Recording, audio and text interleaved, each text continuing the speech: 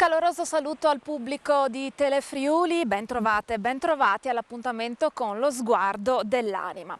Hanno fatto il giro del mondo le immagini drammatiche dei profughi del campo profughi di Lipa in Bosnia, costretti a vivere all'addiaccio in condizioni davvero disumane, intollerabili nell'Europa del 2021. Si tratta però di una crisi umanitaria certamente non di oggi, di fatto da molti anni ormai sono costretti a queste condizioni i profughi e i migranti che appunto percorrono la rotta balcanica. In particolare migliaia di loro sono intrappolati nell'imbuto di Velika Kladuša e di Bihač, proprio al confine con la Croazia. Qui aspettano di poter tentare quello che chiamano the game, l'attraversamento dei confini. La Croazia però ha messo in campo, anche grazie ai fondi dell'Unione Europea, un presidio molto forte dei confini per intercettare e respingere i migranti. Al centro delle polemiche c'è anche l'Italia con la pratica delle riammissioni cosiddette informali, grazie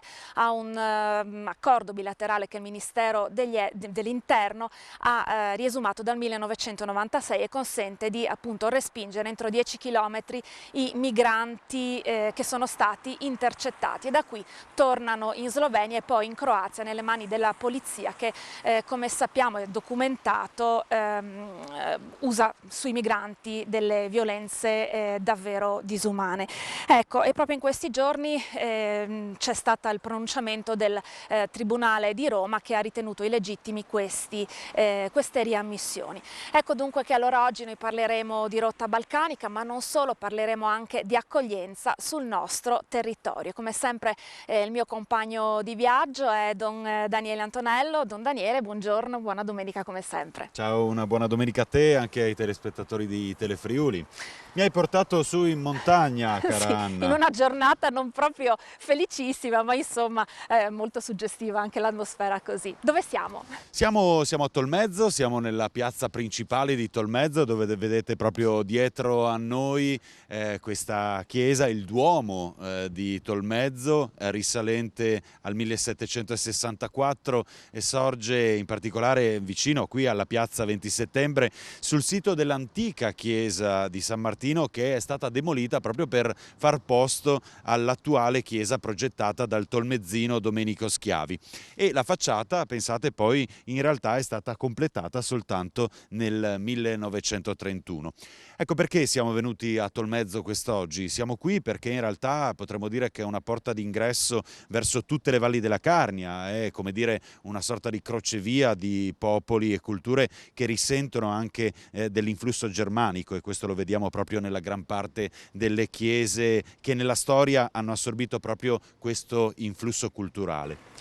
Sì, proprio un crocevia, e siamo qui anche perché proprio qui la Caritas ha un impegno notevole proprio per quel che riguarda l'accoglienza. Ma adesso andiamo un po' a fare luce su quello, no, che è il tema di oggi. Esatto, e allora ascoltiamo la scheda che ha preparato il nostro Giovanni Lesa. Il Covid non spegne i riflettori sulle migrazioni e in particolare sulla rotta balcanica.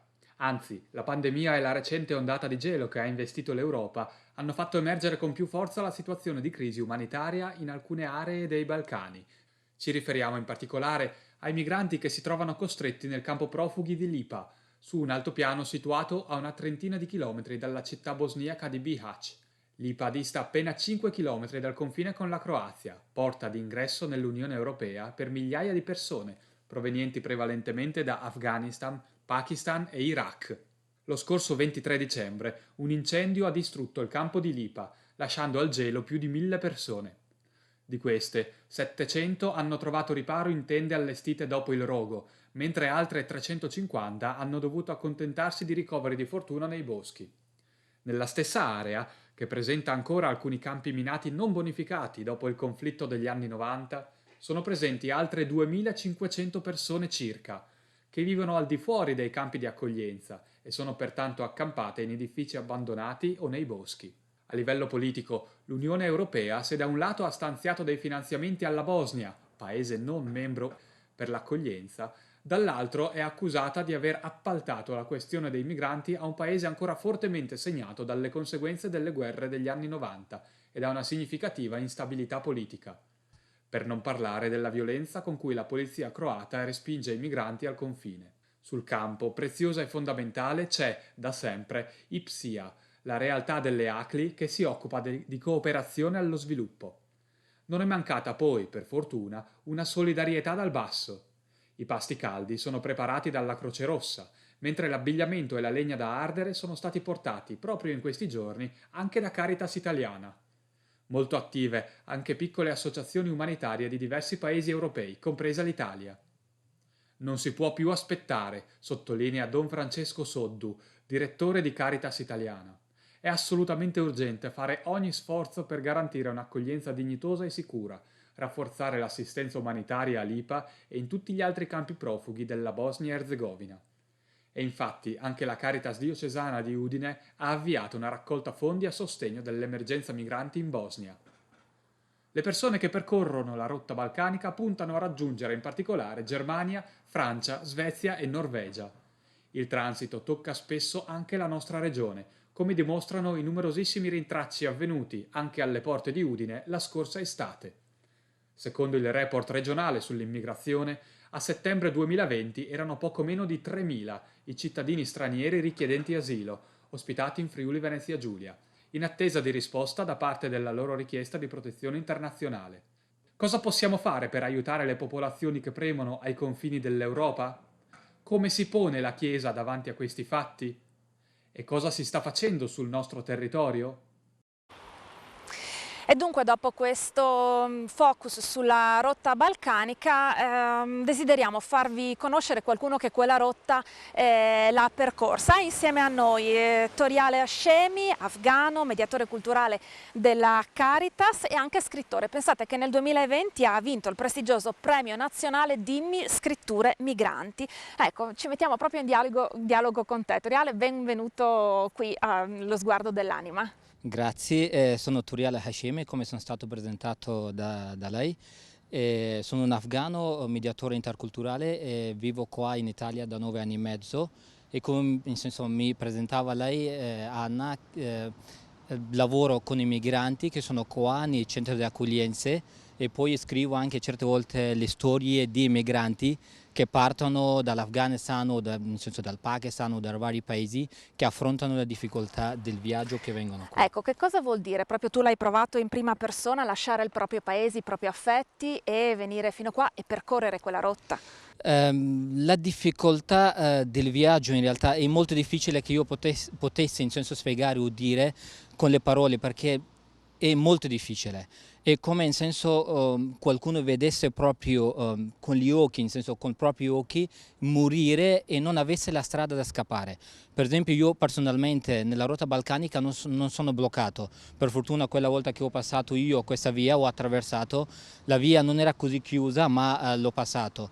Attualmente lo so che tanti ragazzi sono bloccati, vedo i video con tanto dispiacere, nel senso che sono molto in difficoltà, ma sono rimasto bloccato in senso nelle montagne tra Iran e Turchia, che si chiamano Salmas, queste montagne molto alte, nella neve, dove camminavamo, c'era quasi 1,5 metri, 2 metri della neve, dove si camminava e non sapeva dove andiamo e vedevamo con i nostri occhi di morire, non sapevamo di poter in senso, arrivare ad un posto dove potevamo trovare un po' di calore.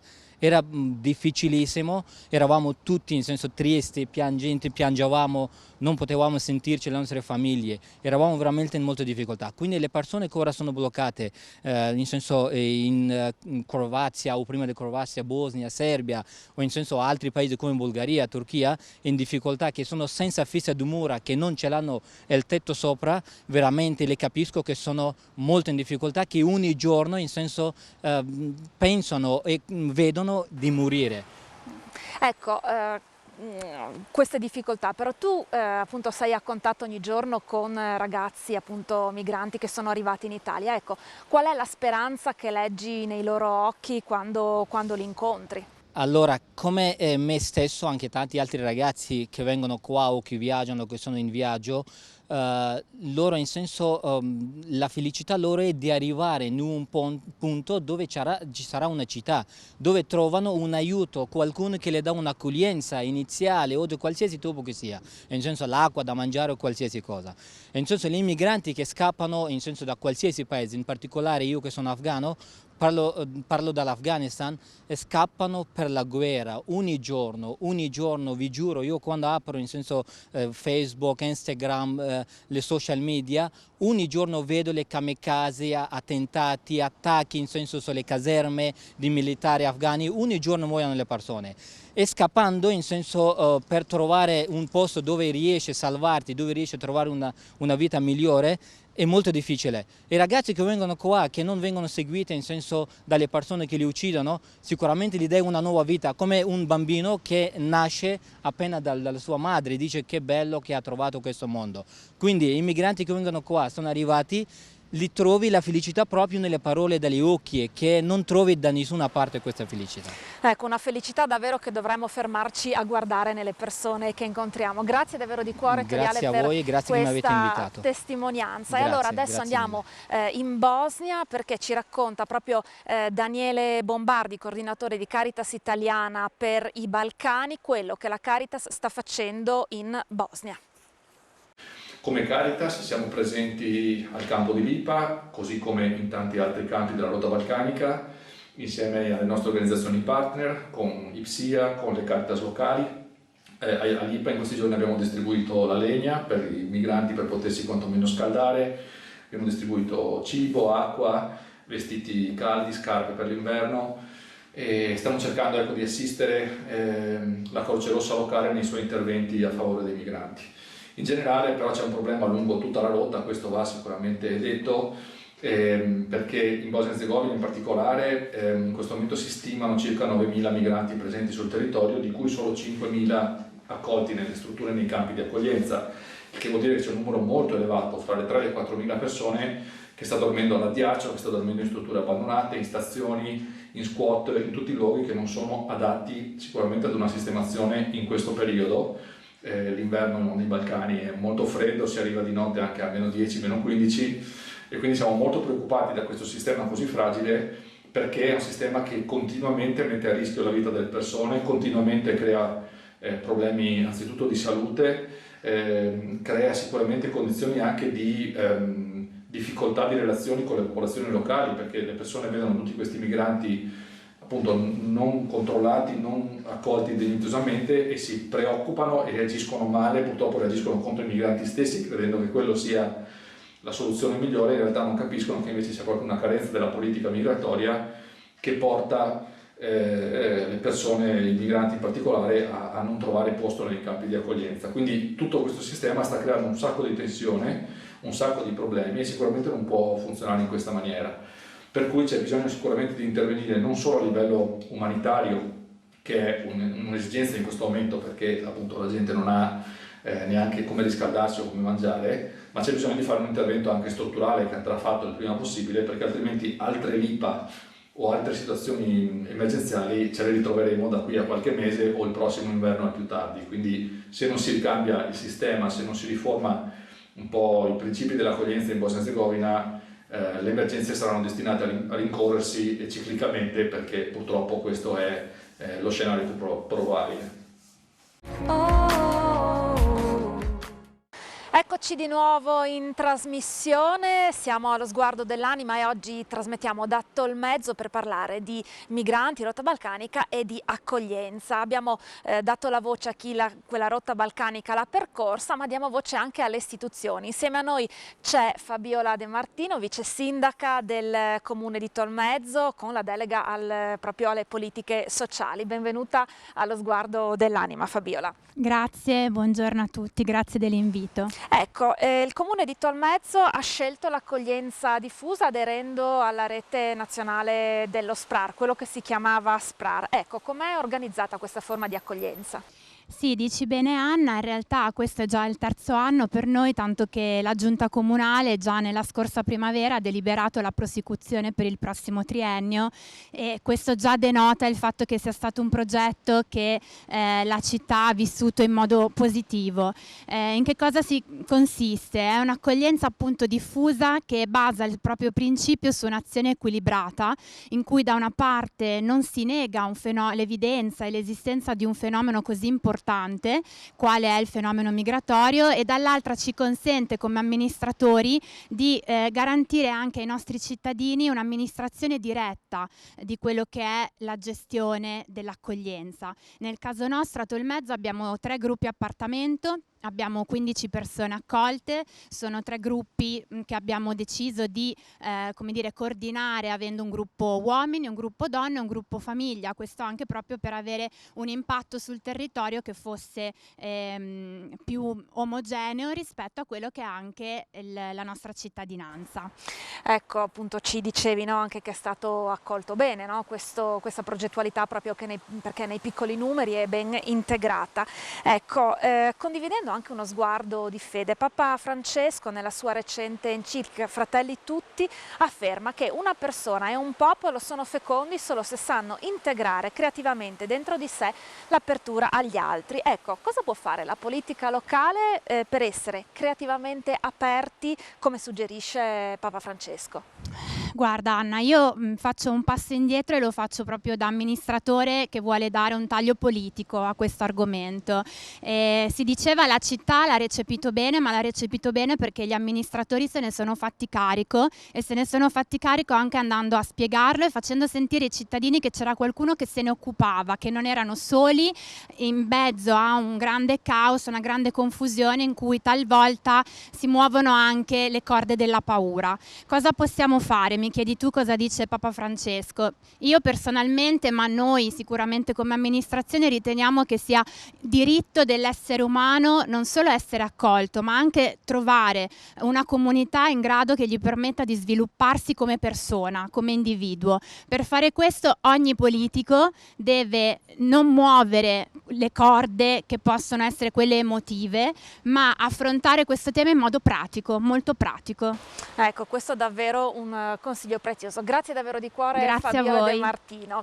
E passiamo ora a chi gestisce poi concretamente questa accoglienza. Insieme a noi Sandro Lano della Caritas Diocesana di Udine, che è il coordinatore dell'accoglienza per l'Alto Friuli. Sandro, buongiorno e benvenuto. Buongiorno a tutti. Come è organizzata l'accoglienza qui in Alto Friuli e in che modo le persone vengono accompagnate, no, anche a far parte della comunità? Allora, la Caritas in Alto Friuli gestisce 2 progetti, uno è lo SPRAR, attualmente SAI, di cui ha parlato prima la vice sindaco, quindi un piccolo progetto di 15 posti sulla città di Tolmezzo, e un progetto più grande con una sorta di prima accoglienza, diciamo l'accoglienza straordinaria, distribuito su tutti i comuni, sulla maggior parte dei comuni diciamo dell'Alto Friuli. I percorsi forniscono in tutti i casi corsi di italiano, corsi di formazione per quanto possibile, quando c'è lo strumento della lingua, quando è acquisita la lingua, e percorsi di aiuto nella ricerca lavoro, supporto all'inserimento alloggiativo e quant'altro possa essere utile a un'integrazione sul territorio, perché la modalità con cui la Caritas gestisce questi progetti è proprio quella dell'integrazione sul territorio, quindi della possibilità di realizzare delle comunità multietniche. Ecco, e i cittadini di queste comunità come possono fare per favorire questa integrazione? Allora, sicuramente un buongiorno è già un ottimo passo avanti, nel senso essere aperti a conoscere la diversità che c'è sul proprio territorio. Dopodiché abbiamo anche la possibilità di accogliere persone che vogliano fare volontariato con noi e che siano disposte a conoscere più da vicino la realtà dell'accoglienza dei richiedenti asilo e dei rifugiati. E dalla piazza di Tolmezzo, quindi nel cuore della città, ci siamo trasferiti all'interno del Duomo di San Martino, anche Don Daniele, per godere delle bellezze di questo luogo così importante per la comunità e diciamolo per tutta la Carnia. Assolutamente sì, anzi per questo dobbiamo ringraziare Monsignor Angelo Zanello che ci ha dato l'opportunità proprio di essere qui presenti nel Duomo, e proprio dietro a noi nell'altar maggiore troviamo una pala dedicata proprio al santo patrono di Tolmezzo, San Martino di Tours, che è vescovo, ma sicuramente tutti ricorderemo l'episodio più famoso che lo riguarda e che ha a che fare con lo spezzare il mantello da dare al bisognoso. Ecco, credo che questa immagine possa rappresentare simbolicamente molto bene anche un pochino tutto ciò che vorremmo sintetizzare anche per questa puntata dedicata all'accoglienza dei migranti. Ecco, anche perché appunto la Chiesa ci invita, no, a uno sguardo particolare su di loro. Ecco, che cosa, anche raccogliendo tutte queste testimonianze, no, che cosa possiamo offrire a chi ci ascolta da casa come riflessione? Una delle opere di misericordia è proprio l'accoglienza, non dobbiamo mai dimenticarlo. Naturalmente tutto ciò che ha a che fare con la dottrina sociale della Chiesa ha a che fare con il Vangelo, e quindi Gesù nello stesso Vangelo ci ricorda proprio che la dimensione dell'accogliere anche lo straniero diventa fondamentale per il cristiano. Detto questo, naturalmente nel corso della storia della Chiesa sempre ci sono state delle evoluzioni, anche a seconda del tempo storico nel quale ci si trova, e quindi possiamo dire che c'è una linea di continuità con i magisteri anche dei pontefici, e soprattutto forse proprio per il fatto che probabilmente Papa Francesco vedeva già là a Buenos Aires, in questa megalopoli, delle situazioni proprio anche gravi riguardanti la povertà, in qualche modo ha una sensibilità ulteriore e maggiore, senza togliere nulla per esempio a Benedetto XVI, a Giovanni Paolo II, che comunque sono intervenuti su temi riguardanti proprio anche la questione dei migranti. Ecco, mi piace ricordare anche l'equilibrio che c'è sempre all'interno della Chiesa rispetto a queste tematiche che rischiano talvolta di essere ideologizzate oppure politicizzate, mentre la Chiesa si mette proprio super partes per poter dire da una parte che il cristiano necessariamente deve accogliere, e contemporaneamente però ci deve essere un'intelligenza che direi ha a che fare con la sapienza biblica, no? Per poter vivere al meglio anche quella che è una prospettiva più grande, che ha a che fare non soltanto con le piccole comunità, ma con il paese intero, con anche le grandi organizzazioni internazionali. E allora proprio a questo proposito ricordo anche una frase di Papa Francesco che in qualche modo va a sintetizzare il fatto che i giovani, le persone, le famiglie che si trovano in situazioni di gravità anche, no, della propria vita, hanno il diritto di poter emigrare, e contemporaneamente però dobbiamo tenere presente che hanno anche il diritto di dover rimanere nel proprio paese per uno sviluppo, no, grande che ha a che fare con la propria vita. E proprio per questo c'è questo impegno fortissimo di Papa Francesco nel segno della pace. Dunque arriviamo a conclusione di questa nostra trasmissione ricordando, dopo tutto quello che abbiamo ascoltato, che la Caritas diocesana di Udine, proprio in quanto una Caritas di una terra di confine come è il Friuli, quindi crocevia di popoli, è attenta a questa situazione che c'è nei Balcani e ha aperto una sottoscrizione, una raccolta di fondi da destinare a Caritas Italiana proprio per l'emergenza migranti. Sul sito della diocesi, sul sito della Caritas diocesana troverete tutte le indicazioni. Dunque ora lasciamo spazio alla Santa Messa. Eh sì, decisamente, anche perché questa mattina a presiedere l'Eucaristia ci sarà il nostro arcivescovo Andrea Bruno Mazzocato. Noi a questo punto vi diamo l'appuntamento a domenica prossima, sempre qui su Telefriuli. Buona domenica. Buona domenica a tutti.